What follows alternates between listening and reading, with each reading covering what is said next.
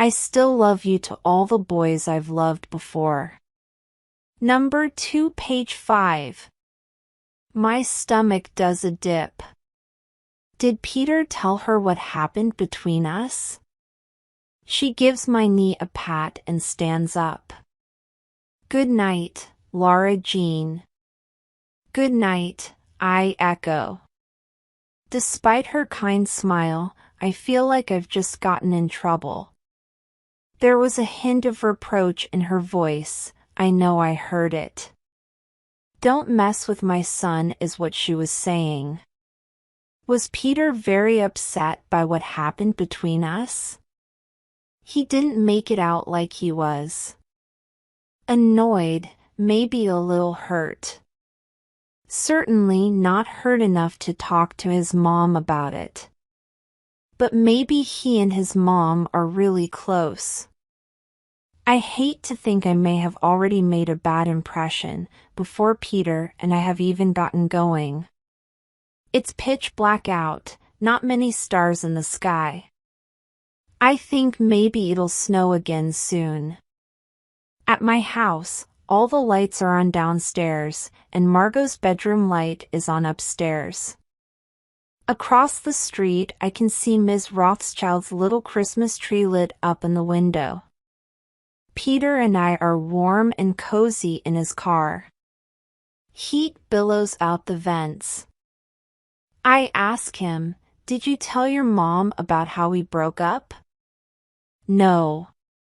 "Because we never broke up," he says, turning the heat down. "We didn't?" He laughs. "No, because we were never really together, remember?" Are we together now? Is what I'm wondering, but I don't ask, because he puts his arm around me and tilts my head up to his, and I'm nervous again. "Don't be nervous," he says. I give him a quick kiss to prove I'm not. "Kiss me like you missed me," he says, and his voice goes husky. "I did," I say. "My letter told you I did." "Yeah, but..." I kiss him before he can finish. Properly. Like I mean it. He kisses back like he means it too. Like it's been 400 years. And then I'm not thinking anymore and I'm just lost in the kissing. 3. After Peter drops me off, I run inside to tell Margot and Kitty everything, and I feel like a purse bulging with gold coins. I can't wait to spill. Kitty's lying on the couch, watching TV with Jamie Foxpickle in her lap, and she scrambles up when I come through the door. In a hushed voice she says, "Gogo's crying." My enthusiasm dries up instantly. What? Why? I think she went over to Josh's and they had a talk and it wasn't good. You should go check on her. Oh no. This isn't how it was supposed to go for them. They were supposed to get back together, like Peter and me. Kitty settles back on the couch, remote in hand, her sisterly duty fulfilled. How did it go with Peter? Great, I say. Really great. The smile comes to my face without me even intending it, and I quickly wipe it away, out of respect for Margot. I go to the kitchen and make Margot a cup of night-night tea, 2 tablespoons of honey, like Mommy used to make us for bedtime. For a second I contemplate adding a splash of whiskey because I saw it on a Victorian show on PBS. The maids would put whiskey in the Lady of the Manor's hot beverage to calm her nerves. I know Margot drinks at college, but she already has a hangover, and besides, I doubt Daddy would be into it. So I just put the tea, sans whiskey, in my favorite mug, and I send Kitty upstairs with it. I tell her to act adorable. I say she should first give Margot the tea and then snuggle with her for at least 5 minutes. Which Kitty balks at, because Kitty only cuddles if there's something in it for her, and also because I know it frightens her to see Margot upset.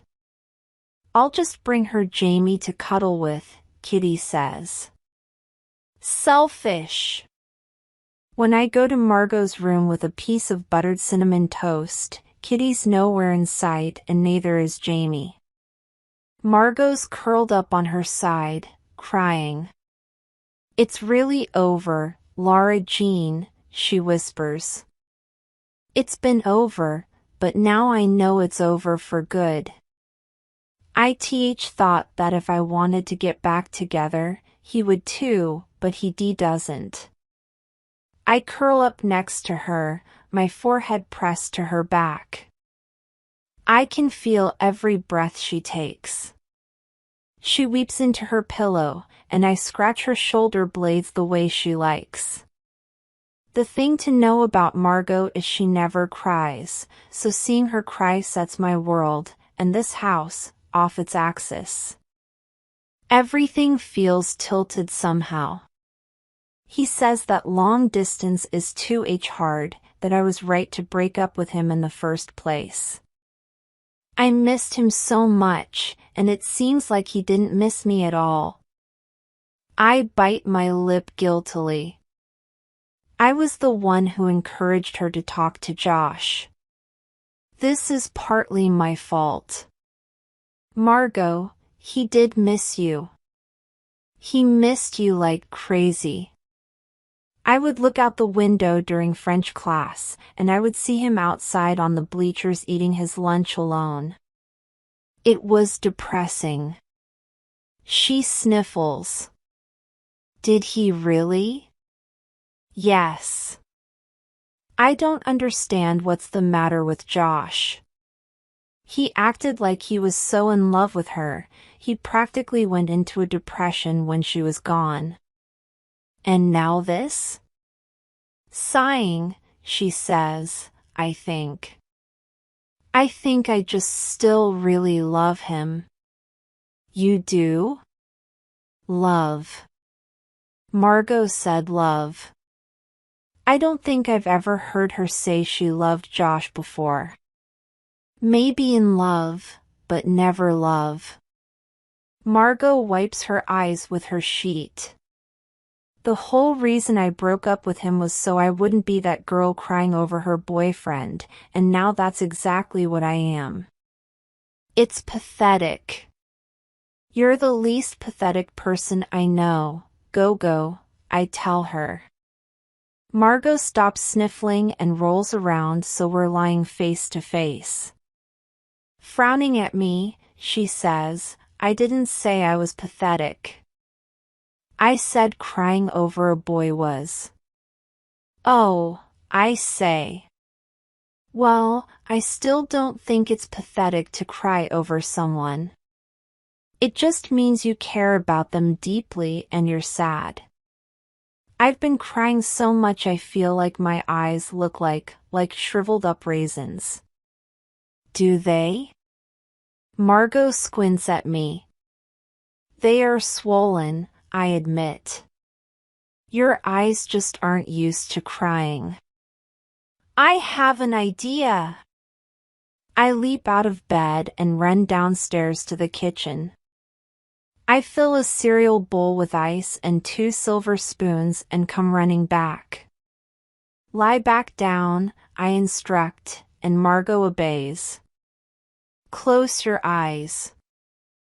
I put a spoon over each eye. Does this really work? I saw it in a magazine. When the spoons warm up against her skin, I dip them back into the ice and back onto her face, over and over again. She asks me to tell her what happened with Peter, so I do, but I leave out all the kissing because it feels in poor taste in light of her own heartbreak. She sits up and says, "You don't have to pretend to like Peter just to spare my feelings." Margot swallows painfully, like she has a sore throat.